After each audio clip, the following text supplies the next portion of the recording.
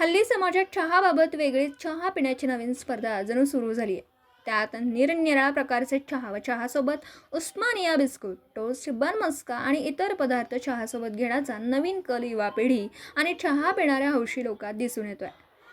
नांदेड शहरात हैदरबाग पाण्याच्या टाकीसमोर आज दिनांक 17 जानेवारी रोजी दुपारी ठीक 3 वाजता कॅफे निलोफरचं उद्घाटन संपन्न झालं.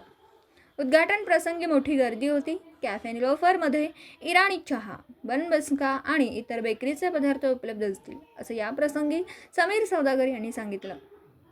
उद्घाटन प्रसंगी निवृत्त शिक्षक मुजीब सर, जावेद सर, पत्रकार अतिक अहमद, फारुख भाई, मोहम्मद अजहर मच्छीवाले, अनवर मच्छीवाले, जफर मच्छीवाले, बागवान, फैजान ए रजा, जुनेद सर, सुफिया ए रजा, मोईज अहमद, रिजवान अहमद, गुफरान अहमद, अनस मच्छीवाले सह अरींनी शुभेच्छा देत भविष्यात कॅफे निलोफरची भरभराट व चहासाठी प्रसिद्ध व्हावी अशी कामना व्यक्त केली.